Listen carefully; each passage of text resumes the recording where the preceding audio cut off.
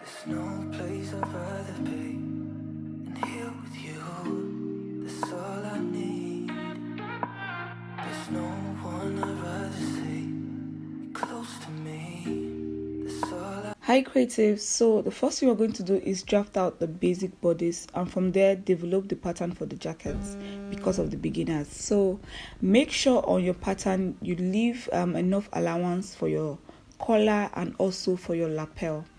So before I ruled my shoulder line, I left 6 inches, and before I ruled my center front line, I left 5 inches. Now on the line that is acting as my shoulder line, I'll go ahead and divide my shoulder by 2, and then I'll mark this down on that line.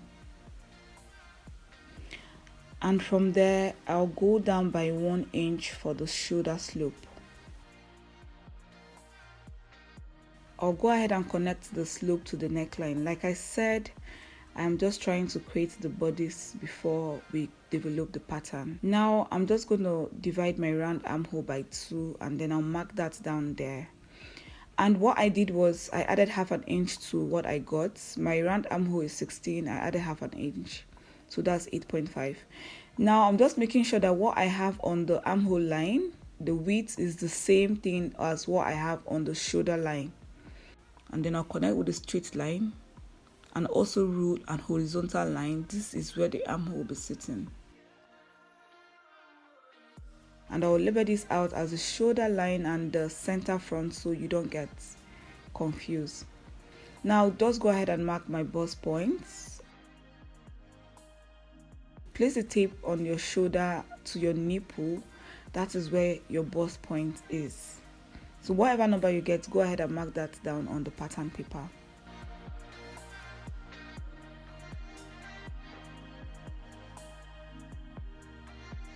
Now I'll go ahead and mark my waist point, and then place the tape on your shoulder to your waist point, and whatever number you get, go ahead and mark this down. So for the beginners, this is how you draft out your basic bodice, but this is a dartless bodice. So now I'll go ahead and mark the length of my jacket, and I'll be using 17 inches as the length because I'll be hemming in 1 inch. I want this jacket to be 16 inches long.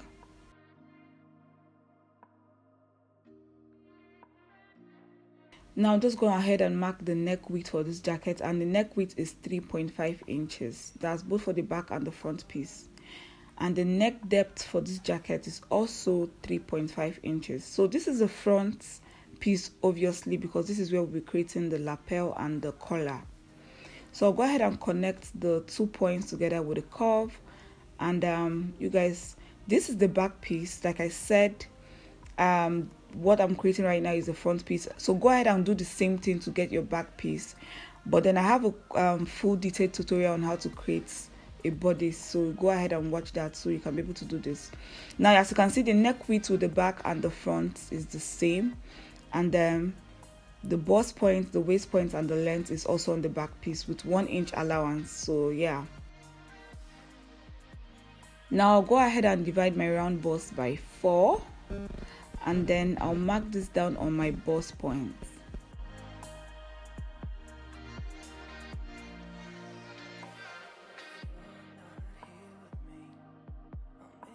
So I'll connect this line to the armhole line like this, and now I'll find the middle point on the armhole.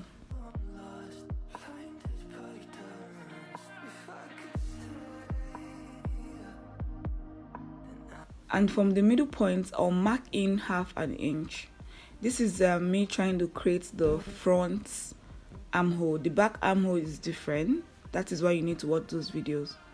Now just go ahead and connect the half inch to the armhole line and also to the slope with a curve.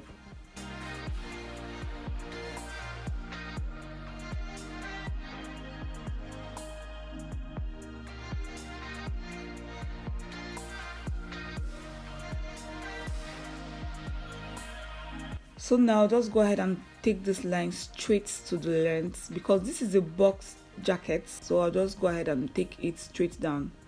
Now I'm just marking 1 inch as the allowance on the pattern. Remember, I also have 1 inch on the back pattern, so you go ahead and do the same. Now to create the break points on this jacket, I'll place the tape on the waist point and go up by 2 inches. I am trying to create the break points.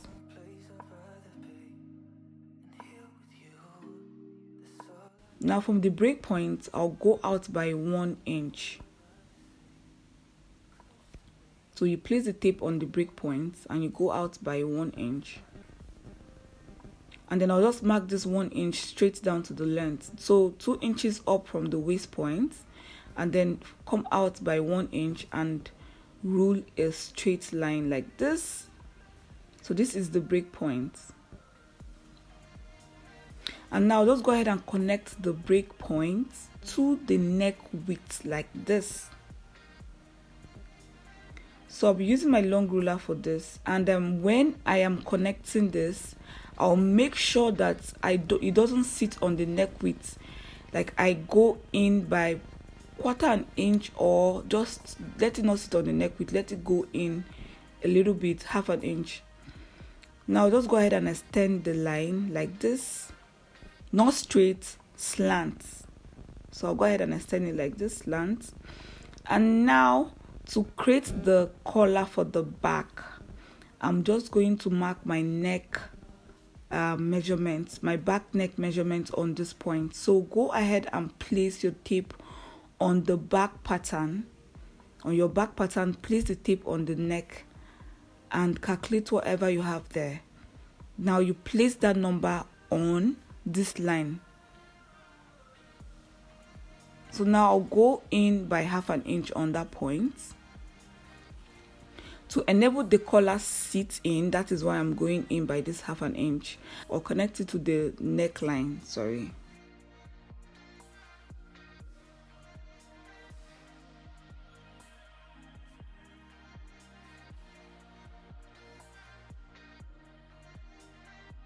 So now I'm just going to go ahead and mark my collar width. That's how wide I want the collar to be, and I want it to be 4.5 inches. I said 4 on the video, but then I ended up using 4.5 inches. Now when marking this collar width, do not make it straight. Don't put your ruler like this and make it straight. No, make it slant, like create an angle. When you're doing this, create an angle, so make it slant like this, so it doesn't sit straight, it sits slant. To get the perfect fit, it sits slant. Now to create the lapel, very easy. On the neck depth, that's the front neck depth, I'll just go out by 3 inches. So you just place the tape on the neck depth, you come out by, that is why we left those allowance, because of all this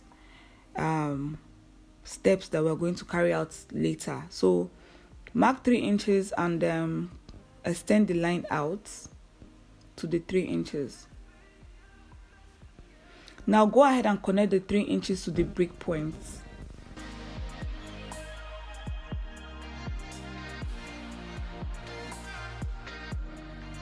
You can decide to make it whatever shape you want. If you want it to be this shape, just as mine, go ahead and rule your line like this, or you can try to use a curve ruler.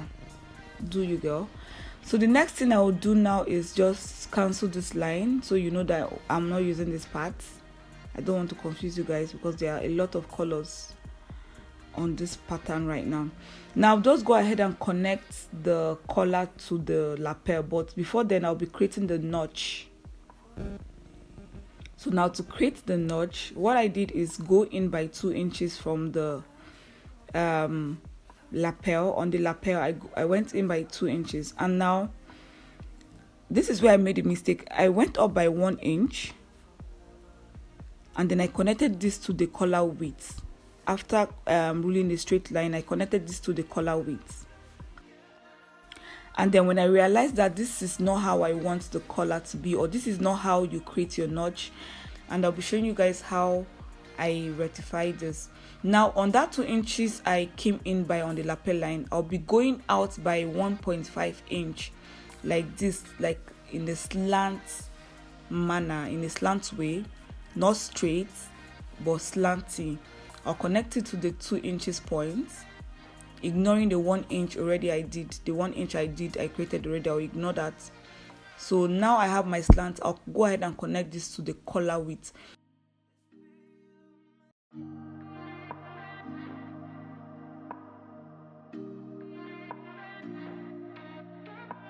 Now all I'm doing is I'm using my green marker to indicate that this line, all the green lines are for the collar.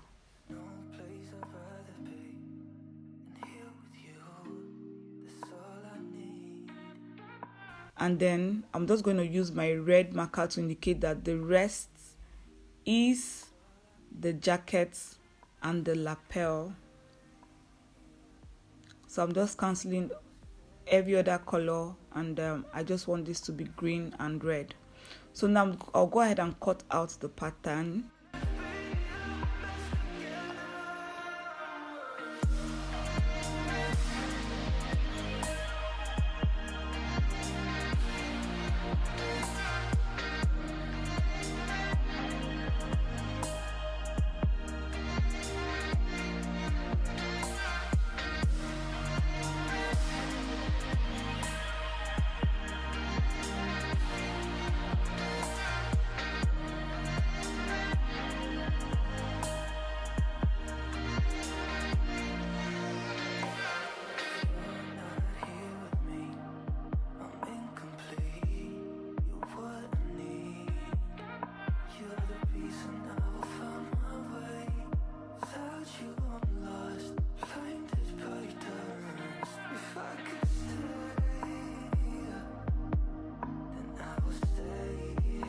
I'm going to be cutting out the collar from this whole pattern.